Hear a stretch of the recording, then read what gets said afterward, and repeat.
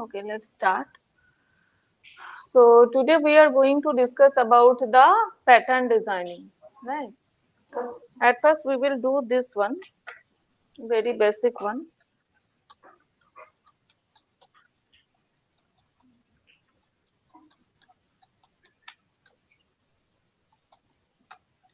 So we will do this cone. Whenever you are doing any pattern, whenever you are designing any pattern, certain things you have to decide. At first, whether what are the number of rows? Rows matlab the horizontal lines. Here, what are the number of rows? 4. So in most of the cases, the row will be inputted by the user. User बोलेगा कि कितना rows हो रहा है. Obviously, in this type of designing, here I am going to develop a square, right? This is a square. So columns will be equal with row. यहाँ पे 4 row है तो 4 columns है. अगर 10 row होता तो 10 column होता. Okay. So row is equals to column. और अगर स्क्वायर है तो obviously in each and every line there will be same number of columns. बाद में जब हम ट्रायंगल करेंगे तो देखेंगे कलम का नंबर जो है वो वेरी करता है, लेकिन जब तक हम स्क्वायर कर रहे हैं तो वेरी नहीं करेगा. Each and every row there will be same number of columns. ठीक है.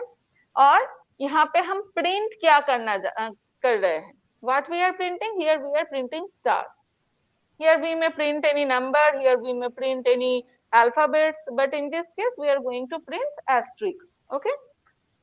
Now in this case we are going to use nested loop statement. Nested loop means एक outer loop होगा, एक inner loop होगा. Outer loop और inner loop कैसे काम करता है? सोचो कि I am giving an example of nested loop at first. सोचो ऊपर में एक loop है जो I is the counter. ठीक है. I चलेगा 1 से लेके 5 तक. फॉर एग्जाम्पल सोच लो एक लूप है जिसमें I चलेगा 1 से लेके 5 तक. उसके अंदर और एक लूप है. उसका मतलब ये है कि नीचे का जो लूप है J वाला लूप, समझ लो इनर लूप जो है उसका नाम है J वाला लूप. I इक्वल्स टू 1 के लिए J वाला लूप पूरा एग्जीक्यूट करेगा. सोचो J वाला loop is executing 10 times. So for I equals to 1 J वाला लूप 10 टाइम एग्जीक्यूट करेगा. Again for I equals to 2, J वाला loop 10 times execute करेगा. Again for I equals to 3, J वाला loop 10 times execute करेगा. Means for each and every value of outer loop, the inner loop will be executed wholly. Got it? Everybody? तो इसमें क्या होगा? क्यों हम रो को आउटर लूप में रखेंगे और कलम को इनर लूप में रखेंगे?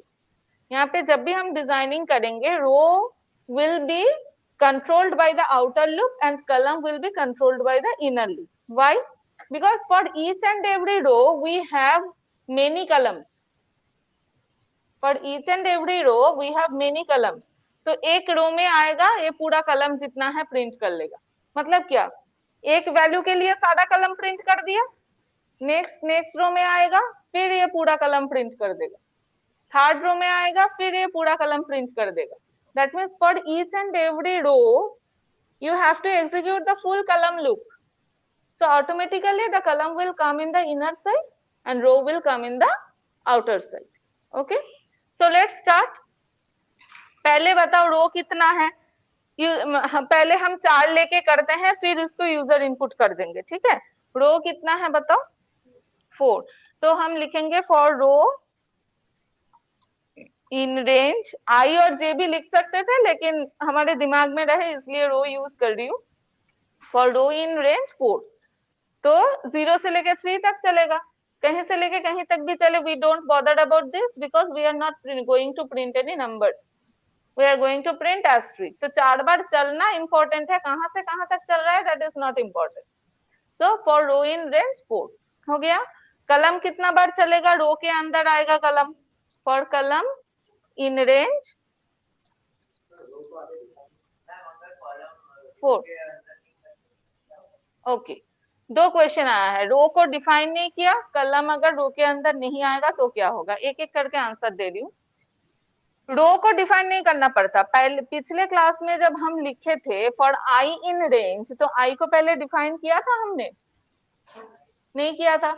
It is a simple variable, जैसे आई एक वेरिएबल था, रो भी एक वेरिएबल ही है। इसका कोई मीनिंग कंप्यूटर को नहीं पता, हमें पता है, because we are using this outer loop for calculating the row. ये हमारे दिमाग में है, कंप्यूटर रो नाम का कुछ नहीं जानता है। तुम आर दे दो ना, ठीक है, इट इज सेम।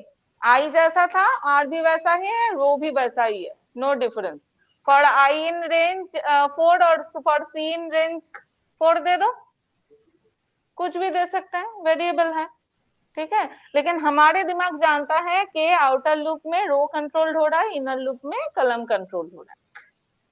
अच्छा, नेक्स्ट, अगर हम कलम वाला लूप को रो वाले लूप के अंदर नहीं देते तो क्या होता?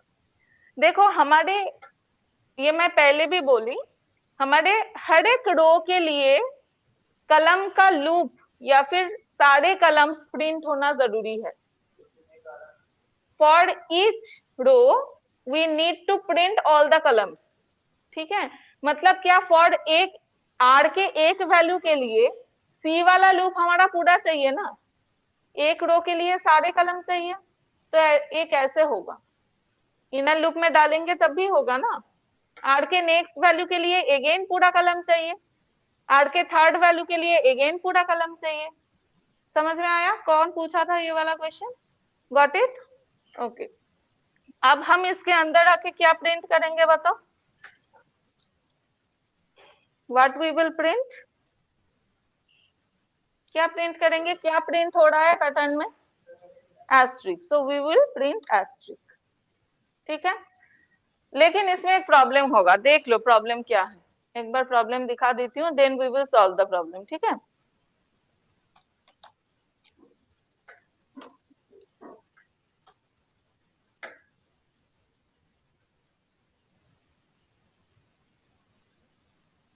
This type of print will come. Why? What is the reason? क्यों इस तरह का? बाय डिफॉल्ट लाइन चेंज हो रहा है, so we have to suppress that.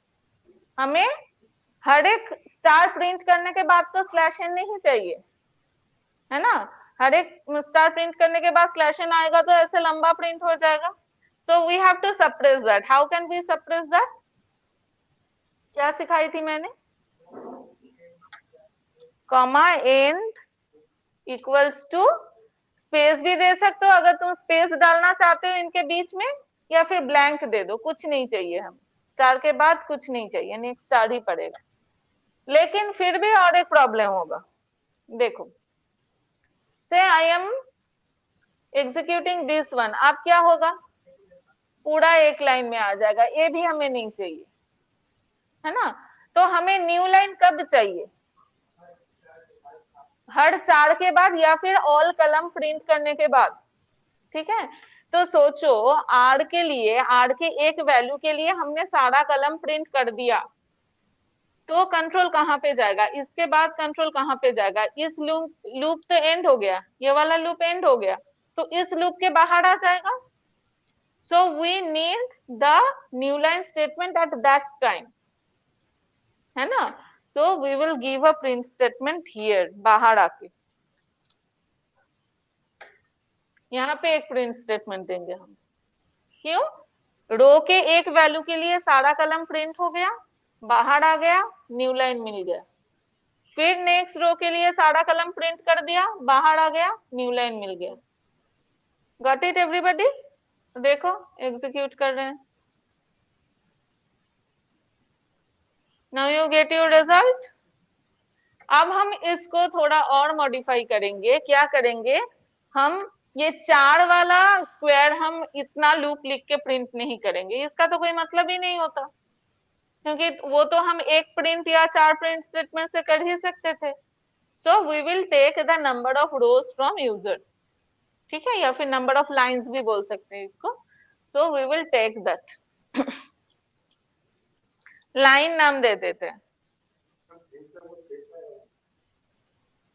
तुम स्पेस देना अगर चाहते हो तो स्पेस रहेगा, ये स्पेस मैंने नहीं डाला है,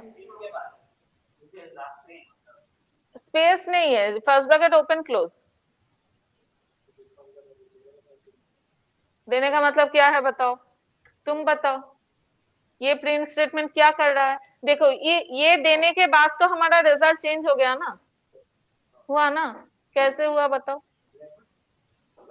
न्यू लाइन दे रहा है। अगर तुम कुछ भी नहीं दोगे, फिर भी तुम प्रिंट स्टेटमेंट दे रहे हो, इसका मतलब it is giving a new line and you need that only. तुम्हें एक न्यू लाइन ही चाहिए था ना, और तो कुछ प्रिंट करने का था नहीं तुम्हारे पास, तो सिर्फ प्रिंट दे दो, न्यू लाइन दे देगा।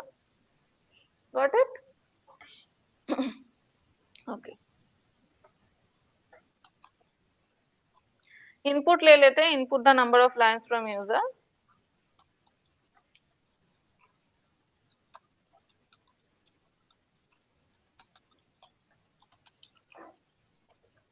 अब हम क्या करेंगे, यहाँ पे 4 के जगह पे लाइन लिखेंगे, यहाँ पे भी 4 के जगह पे लाइन लिखेंगे।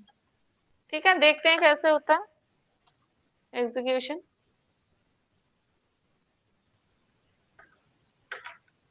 सोचो कि मैंने 10 डाल दी। Got it? सबको समझ में आया है? कहीं किसी का कोई क्वेश्चन यहाँ तक? लिख लो। एक मिनट, मैं यहाँ पे रिकॉर्डिंग स्टॉप कर देती हूँ।